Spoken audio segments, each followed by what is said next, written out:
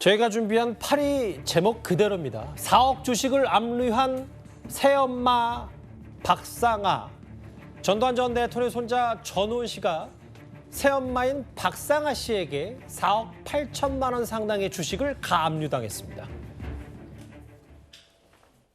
저랑 제 형 이름으로 웨어밸리 비상장 주식이 되게 많이 있었어요. 저도 그거를 2019년도에 전재용 씨가 돈이 필요하다고 박상아 씨한테 이거를 다 줘야 된다고 서류 사인하라고 했을 때 그때 처음 알았어요. 제가 뭐 알아보니까 저는 웨어밸리 박상아 씨랑 전재용 씨한테 다 드린 줄 알았는데 저랑 제 형 이름으로 아직 있다고 하더라고요. 맨날 저희 막 내쫓으려고 하고 그러면서 사람들 앞에 저희 가족들 앞에 가서는 막 우원아 일로 와 막 그래 하면서 완전 막 연기를 오 마이 갓 그만하겠습니다.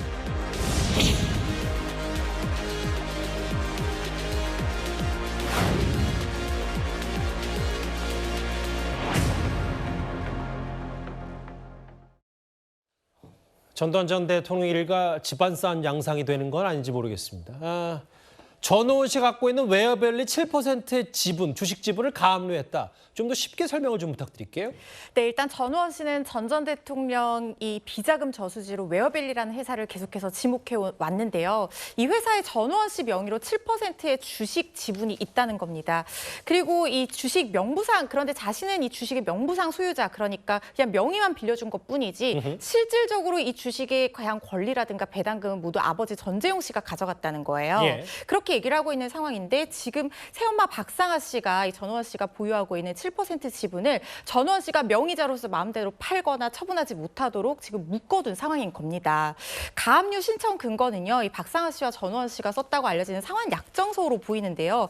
이 약정서 내용을 보면은 전우원 씨가 박상아 씨한테 유학 자금으로 돈을 빌렸는데 그 돈을 이 지분을 팔아서 그 매각 대금으로 갚는다는 내용이 있다고 하거든요. 아하, 과거에 유학 자금 쓰겠으니까 돈을 빌려달라고 했다는 약속이 있다? 빌렸다. 그런데 빌렸다? 그걸 갚을 때 이 웨어밸리 지분 상당을 팔아서 그 매각 대금으로 갚겠다고 약속했다는 그 약정서가 있다는 거거든요. 예. 그런데 전우원 씨는 이 약정서는 자신의 의지로 쓴 게 아니라 아버지 전재용 씨가 쓰라고 지시해서 썼다. 이렇게 얘기를 하고 있는 상황입니다. 예. 그런데 최근에 전우원 씨가 이 국내에서 인터뷰를 하면서 자신이 무슨 주식을 보유하고 있는지 다 모르지만 어차피 자기 것이 아니니까 이걸 사회에 팔아가지고 환원하겠다. 이런 내용들을 얘기를 했단 말이에요. 비자금 저수지라고 보이기 때문에 본인 주장으로는. 그렇죠. 그래서 박상아 씨가 이 약정서를 근거로 만약에 전우원 씨가 명의자로서 인터뷰 내용대로 이렇게 처분을 하게 된다고 하면 약정서에 따른 자신의 권리를 보장받지를 못하게 되는 상황이 올 수 있다는 거예요. 그래서 일단 이 재산을 처분하지 못하도록 묶어둬야 된다라고 주장을 했고 이것이 법원에서 인용이 된 것으로 보입니다. 법원이 그걸 받아들였고요.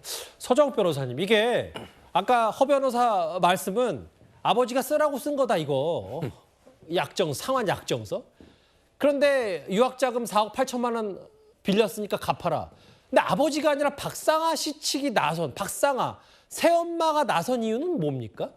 아마 이제 아버지가 쓰라고 했지만 이제 채권자가 박상아 씨니까 아마 이제 소송에 나선 거고요.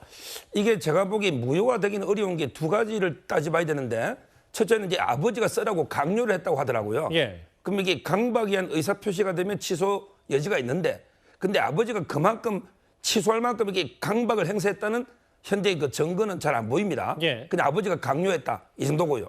그다음에 두 번째는 이제 저 새엄마지만 부모 자식 아닙니까? 부모 자식 간에게 돈을 부양했는데 이걸 갚으라는 게 과연 이게 사회 질서에 맞는가 윤리에 이런 부분을 이렇게 따져봐야 되는데 판례는 보면 이게 부부나 자식 간에도 얼마든지 금전 차용은 가능한 거 아닙니까? 따라서 이게 저는 무효는 쉽지 않아 보이고요. 오히려 제가 주목하는 거는 이게 전두환 대통령의 비자금 창구 회사거든요. 그러게요. 그렇다면 이게 차라리 검찰이 이 주식을 저는 다 압류해서 오히려 환수하는 아직 전두환 대통령 환수 못한 돈이 많잖아요.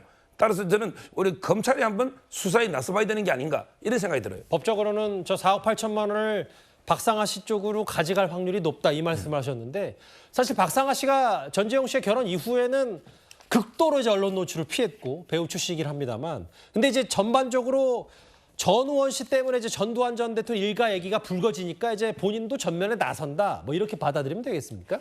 일단 전재용 씨가 실질적으로 권리를 행사하고 있다는 것이 전우원 씨 주장이지만 이 부분은 만약에 본안 소송이 진행이 되게 된다고 하면 거기서 다퉈봐야 될 부분이라는 생각이 들고요.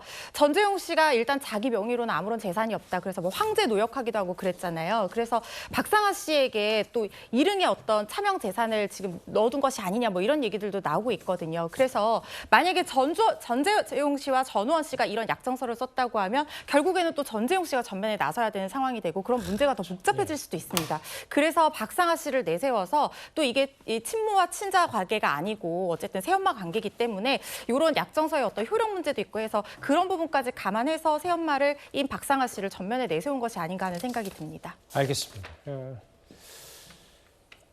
박상아 씨 얘기, 전우원 씨 얘기 만나봤습니다. 지금까지 들은 여러분들의 목소리를 만나볼까요? 첫 번째 댓글입니다. 무한 책임이 아니라 이재명 대표 무책임 아닌가요? 라고 반문하셨어요. 야야 막론하고 자녀들 문제는 부모 때문이다라고 하셨어요. 예. 쌍방울이 역사가 깊은 내의 회사, 속옷 회사인데 썩은 정치인이 회사 망치네라고 하셨고요. 탈탈 털면 나온다. 돈의 주인은 반드시 있다라는 말씀도 하셨습니다. 마지막 볼까요? 일하다가 먹는 새참 꿀맛이죠. 윤 대통령 모내기 모습 보고 댓글 다신 것 같습니다. 5개 모두 감사드립니다. 다음 주제 이 얘기입니다.